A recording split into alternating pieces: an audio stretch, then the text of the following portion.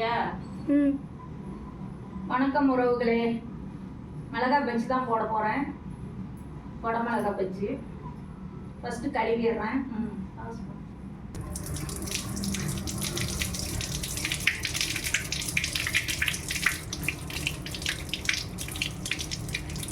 சுத்தமாக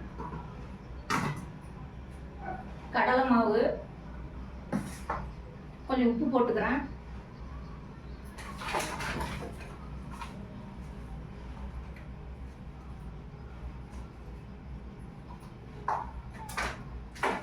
லைட்டாக மிளகாத்தூள் போடணும். இதிலே காரம் இருக்கிறதுனால நிறையா போடாதீங்க, சும்மா கொஞ்சம் கலருக்கோசரம்.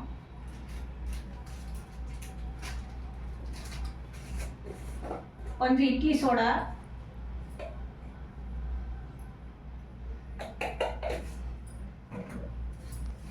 பெருங்காயத்தூள்,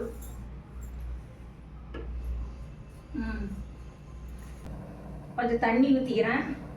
இதில் உப்பு, பெருங்காயத்தூள், கொஞ்சமாக காரத்துக்கு மிளகாத்தூள், இட்லி சோடா, கொஞ்சம் இப்போ தண்ணி ஊற்றிக்கிறேன்.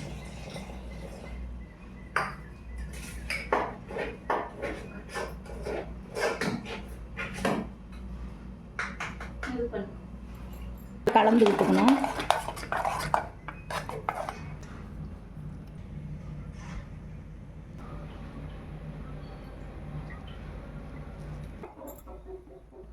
கட் பண்ணி வச்சுட்டோம் பாருங்கள். நாளாக ஒரு மிளகாய் இப்படி கட் பண்ணி போடுங்க, நல்லாயிருக்கும்.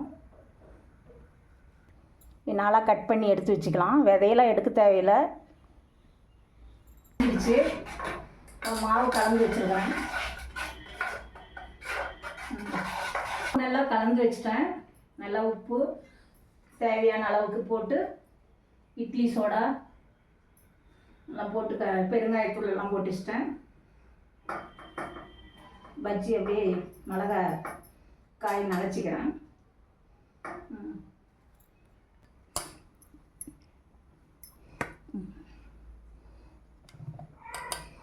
அப்படியே நனைச்சி போடணும்.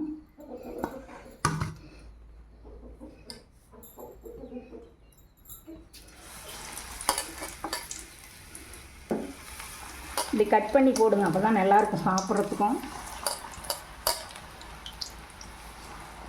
இப்படி கோம்போடு கட் பண்ணி போடுங்க, அந்த காம்போடு.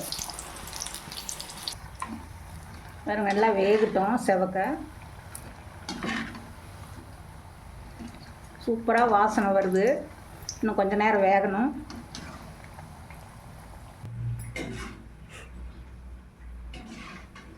கொஞ்சம் நேரம் வேகட்டும். இன்னும் கொஞ்சம் நேரம்.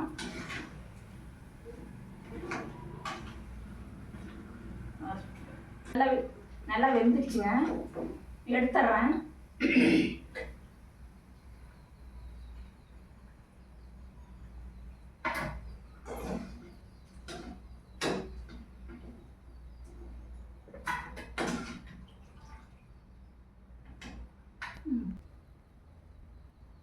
எடுத்துட்டேன். நல்லா ஆறணுன்னே தான் நம்ம சாப்பிட்ணும்.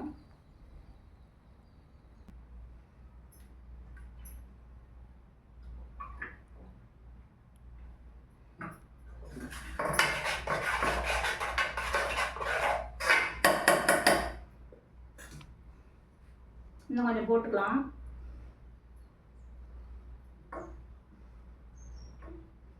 உடம்புக்கு நல்லது, நல்ல சத்து, இரும்பு சத்து. இந்த காம்போடே போடுங்க நினச்சி.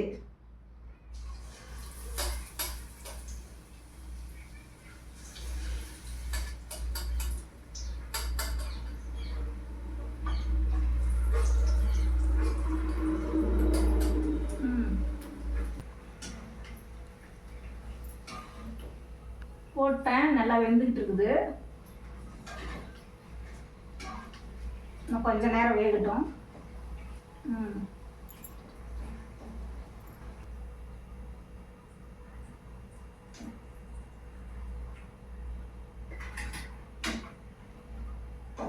நல்லா சுட சுட காஃபி வச்சுட்டு ஈவினிங் ஸ்நாக்ஸு சாப்பிட்டா சூப்பராக இருக்கும்.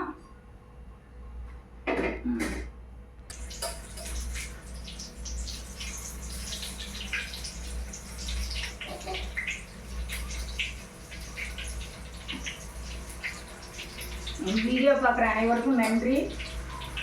சப்போர்ட் பண்ணுங்கள் இந்த சகோதரிக்கு. புதுசாக பார்க்குறவங்க சப்ஸ்கிரைப் பண்ணிடுங்க, கமெண்ட் பண்ணுங்கள்.